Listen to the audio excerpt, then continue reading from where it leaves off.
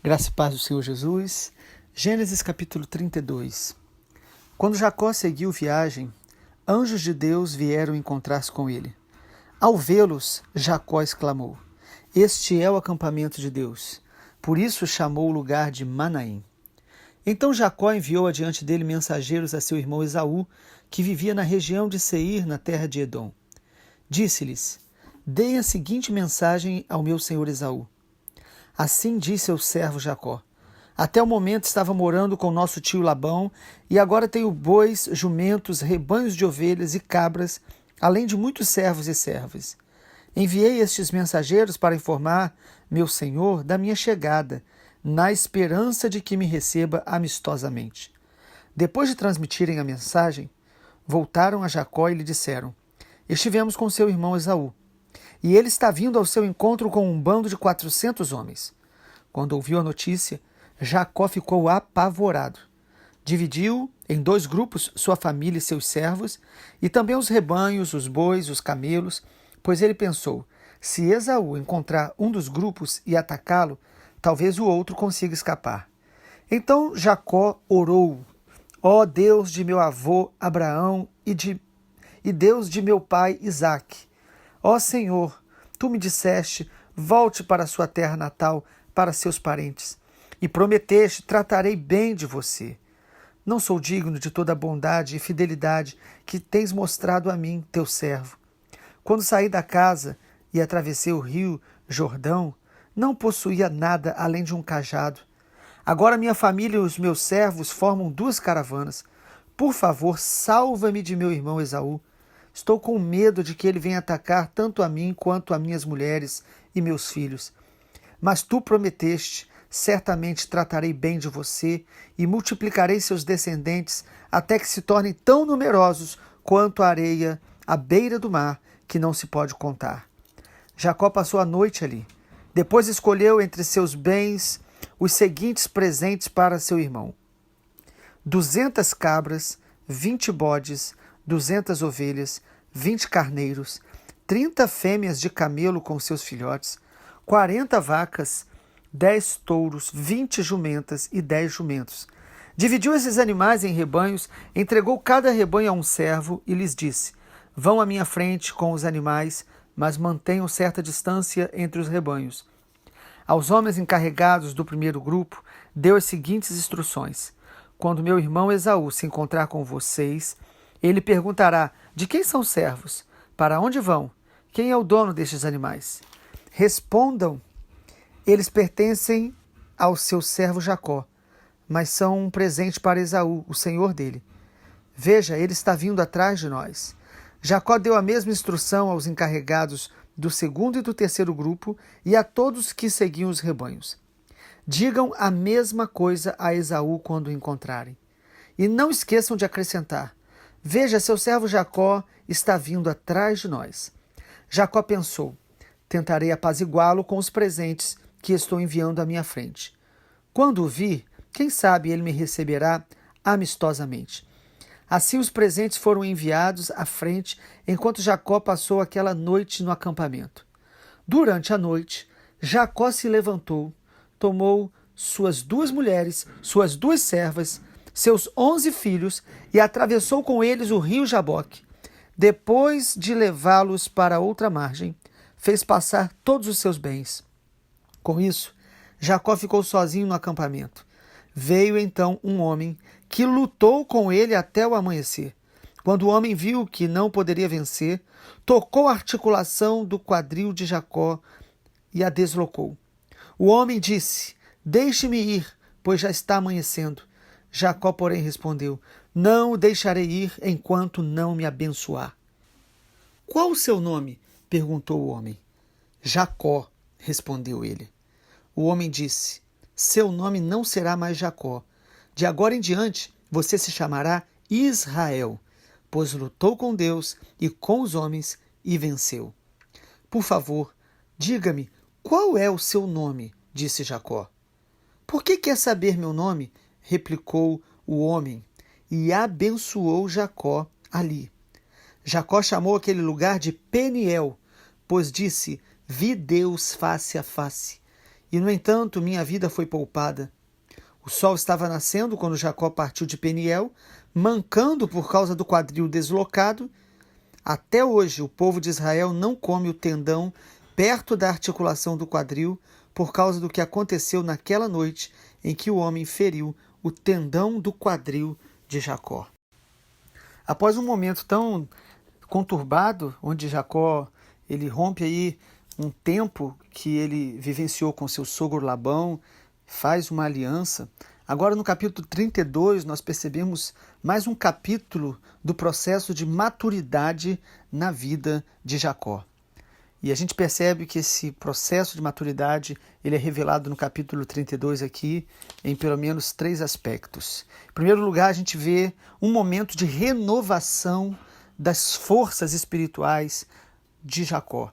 No versículo 1 de Gênesis 32 diz que logo aí quando Jacó seguia a viagem, anjos de Deus vieram se encontrar com ele. Um momento de renovação. Houve uma manifestação ali da graça de Deus, do poder de Deus.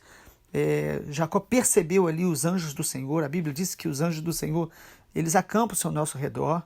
Deus estava de uma maneira poderosa preparando Jacó nesse momento aí de passar de uma fase para um novo tempo, uma nova estação.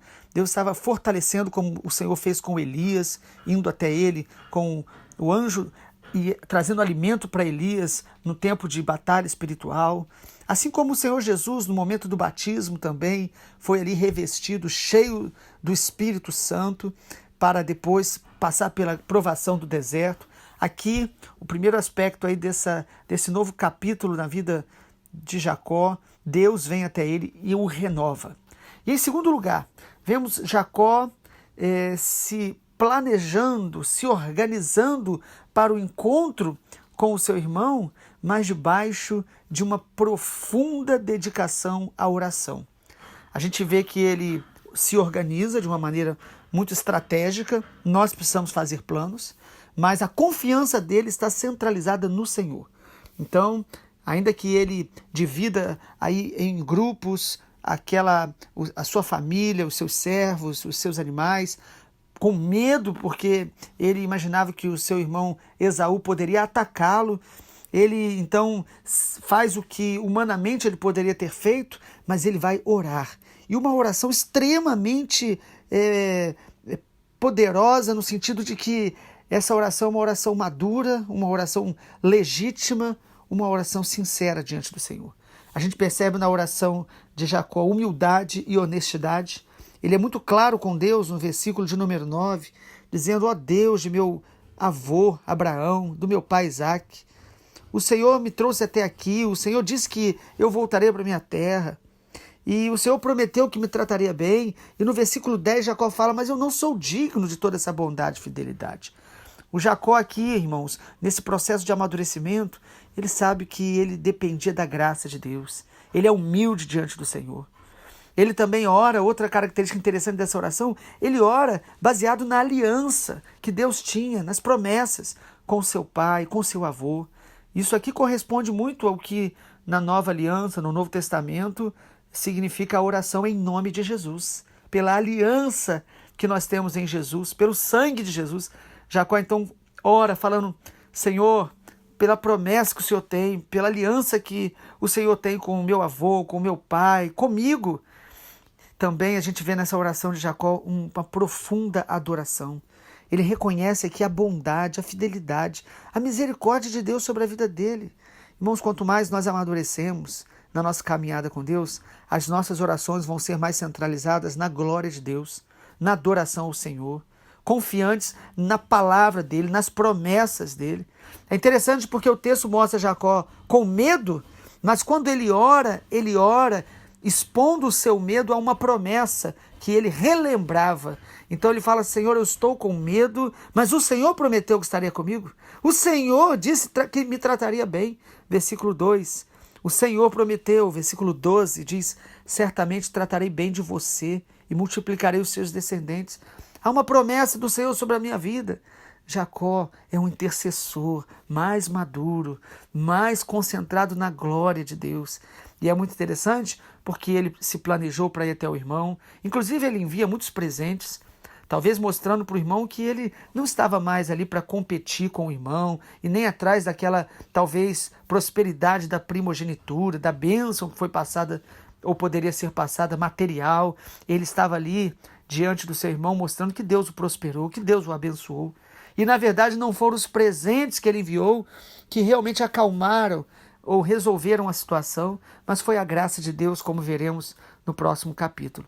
Então, em primeiro lugar, vemos a renovação das forças, em segundo, as orações aí junto com o planejamento humano, mas a graça de Deus respondendo essa oração.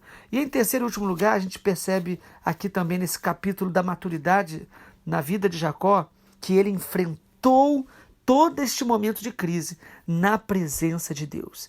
Irmãos, que coisa maravilhosa.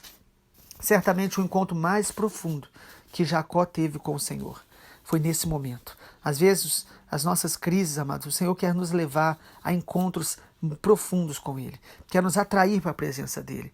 Muitas vezes a nossa crise Deus vai usar para despertar uma fome maior por Deus.